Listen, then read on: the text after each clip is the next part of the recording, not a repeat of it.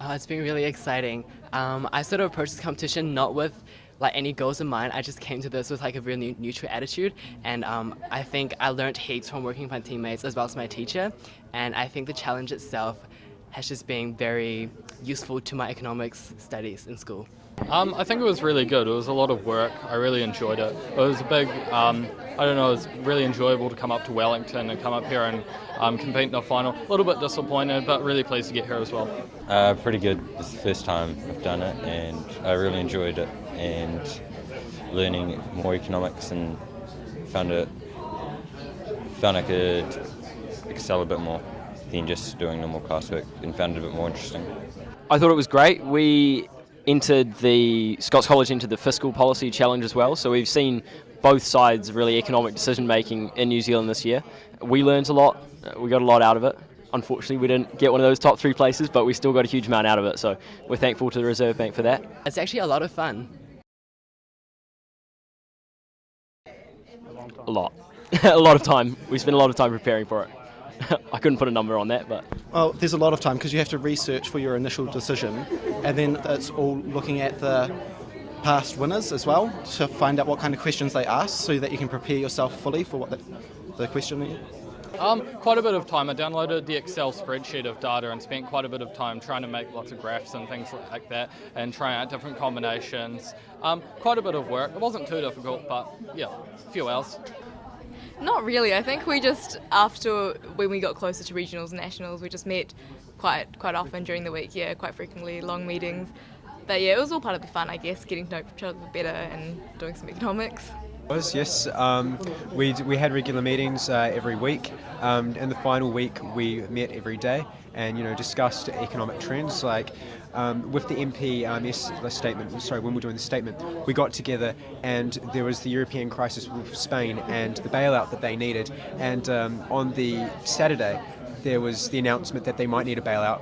On the Sunday, there was the announcement that they did need the bailout, and then on the Monday, it was announced that they were accepting a bailout from the EU. So we had to, constantly discuss with each other things like that and put them into the statement and write them into the speech and change. So yeah, a lot of meetings.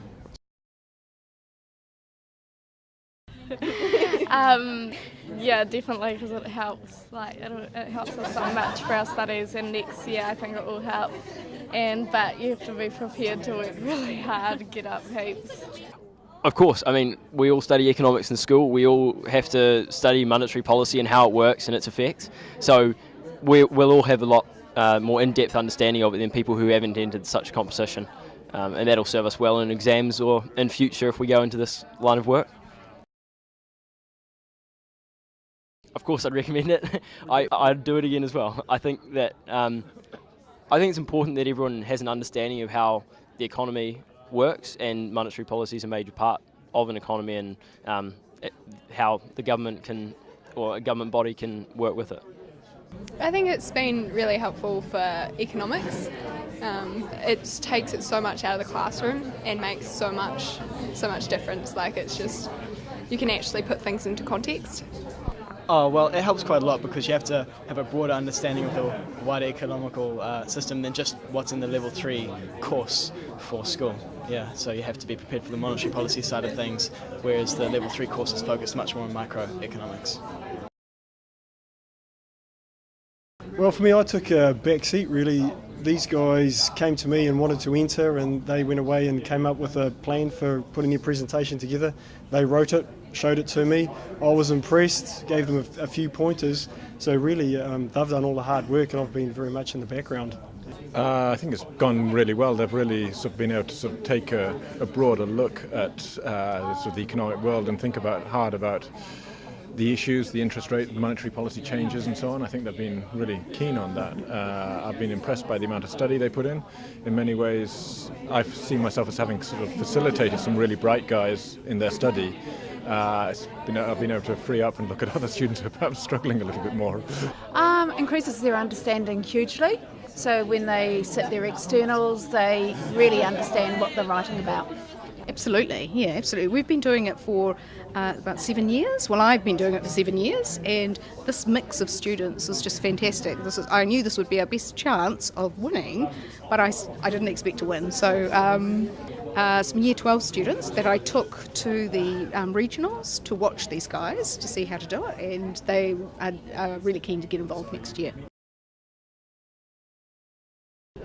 Definitely, yeah, like I said, if it's going to broaden the discussion, it's going to add depth to what you're doing in the class, it's going to give you something else to aim for.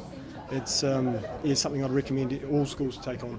For sure, if you want to really put your theory into practice, it really helps you understand it, and yeah, you learn a lot. Oh, definitely, yes. Yes, I found it really made these students, and it made others that I talked about and that were thinking about being in the team, made them sort of stop and think and analyse and try to understand, which of course is what I see as beneficial.